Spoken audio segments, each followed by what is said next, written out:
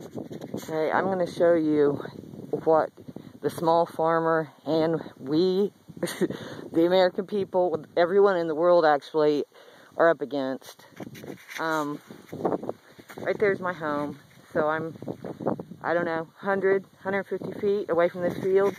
And it's October 20th, I think, 21st, a Saturday.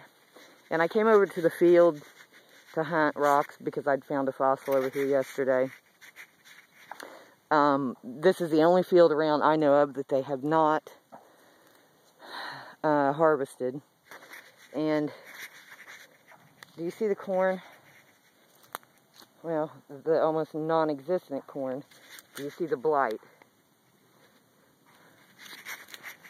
Okay. Now I want you to see the ears that actually did grow. And I'm wearing a mask, so I may be a little muffled. Do you see the red? It's supposed to be yellow corn. A species of Fusarium is what causes this.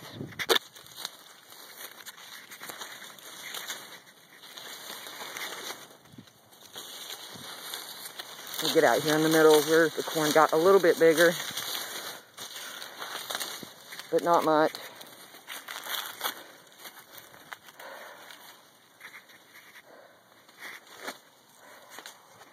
And I had a mask on, but took it off to smoke a cigarette, and that was a friggin' mistake. I got severely nauseated, dizzy. My dogs are sicker than hell now. My mask and any exposed skin right now is covered with neem because my diatomaceous earth is not working against this shit.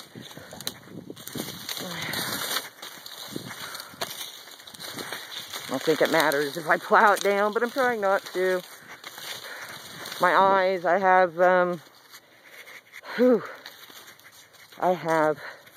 clay over my eyes right now. And I'd show you, but I look like a damn fool.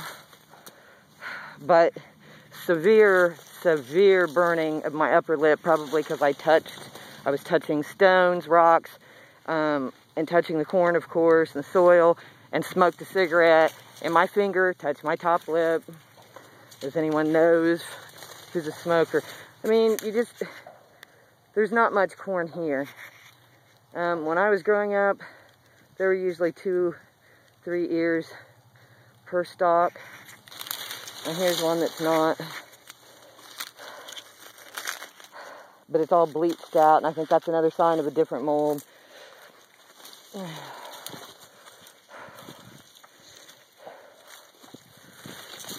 I wanted to find some seriously blighted, bubbled up corn. I don't know how to stop and continue, so bear with me. I see even the ones that aren't totally red, when they've got that like sun streak or sunburst pattern to it, it is a definite sign of that particular mold, which, by the way,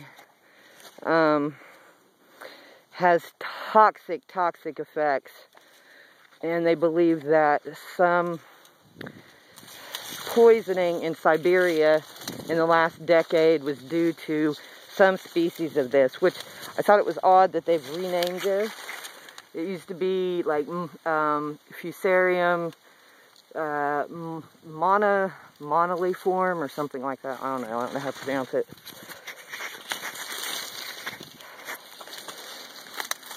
Yeah, and this is why I'm sick. I'm touching this shit. But that's not even the seriously blighted one.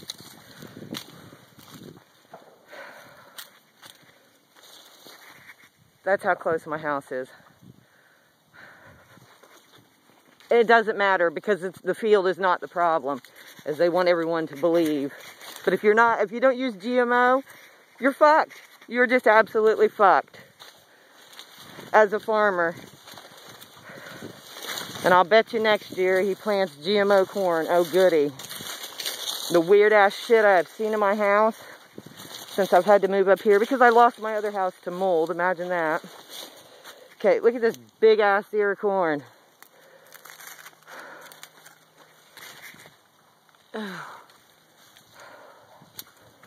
Okay, here we go.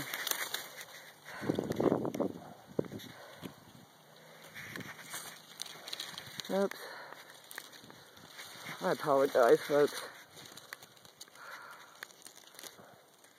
Does it look like something you want to eat? And I forget, I think it was 20, whatever, I don't know, however the hell they measure this shit. You can still harvest it and put it into our food. You can feed it to our cows.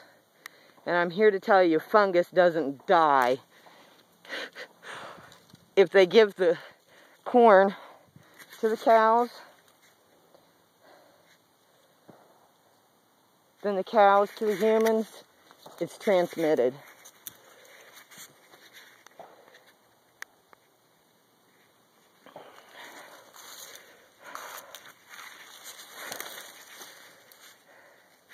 I shouldn't do that because I can't transfer it around.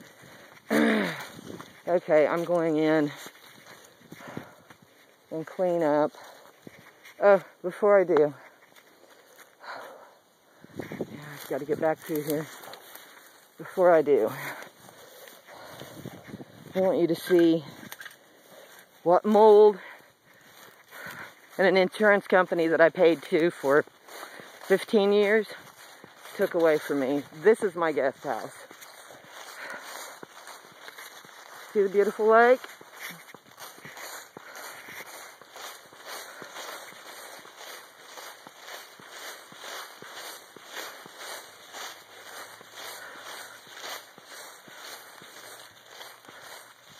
That, once upon a time, was my house. Almost 6,000 square feet. A pipe busted in the bathroom. I used to think, you know, where's all this mold coming from? I honestly believe it's coming from us. You know, we're getting it from the chemtrails. Doctors are telling us that we can't get systemic fungal infections unless we're, our immune systems are compromised. And that's bullshit. Well, they're probably compromised with the heavy metals that they're spraying. Had to board up the windows because people broken in, busted doors out and glass out.